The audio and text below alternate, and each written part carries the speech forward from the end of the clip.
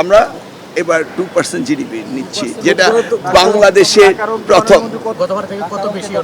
গতবার তো 1.69 ছিল, তারপর শুভঙ্করের ফাঁকি ছিল, কোটি ছাড়া তো আমরা কথা বলি না।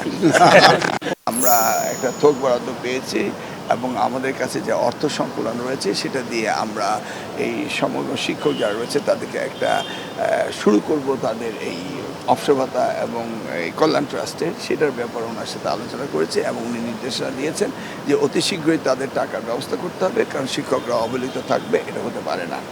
টিচার্স ট্রেনিং সম্বন্ধেও তিনি জানতে চেয়েছেন, কারিগরি শিক্ষা ডেভেলপমেন্ট সম্পর্কে জানতে চেয়েছেন, আমাদের বই ছাপানোর ব্যাপারে জানতে চেয়েছেন, বিবিধ অনেক বিষয় রয়েছে। তবে আমরা এই দু একদিনের মধ্যে একটি প্রেস কনফারেন্স করবো আপনাদের সাথে, ইন ডিটেলস আমরা বলবো। যে অবসর ভাতা এই বিষয়টি আপনারা কবে নাগাদ কার্যকর সেটা আমরা শুরু করেছি কাজ, আমরা যে কোনো সময়ে মাঝখানিক সময় লাগবে, তারপর আমরা একটা আনুষ্ঠানিকতার মধ্য দিয়ে তাদের আবার পুনরায় 2022 থেকে যে পাইনি তাদেরকে আমরা আংশিক দিয়ে হলেও শুরু করব। কত টাকা প্রয়োজন হয়, কত পেলেন আপনার থোক বরাদ্দ? থোক বরাদ্দ 2000 পেয়েছি, সেটা বন্ড আকারে। কোটি ছাড়া তো আমরা কথা বলি না।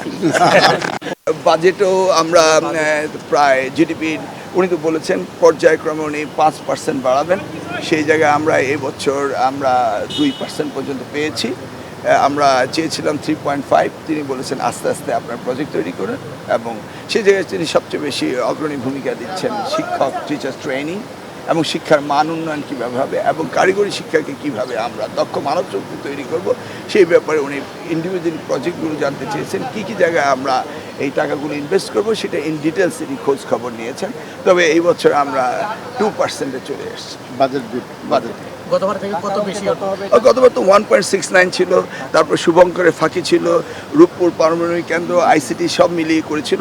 আমরা অ্যাবসলিউটলি আমাদের শিক্ষা, primary education, secondary education, tertiary এডুকেশনই এবং মাদ্রাসা এডুকেশনই আমাদের এই বাজেট জিডিপি 2%। পার্থক্যটা কত পার্সেন্ট ধরতে হবে? ওই তো 1.69-তে বিয়োগ দেন, সেটা তো কোনো বিষয় না, চলে।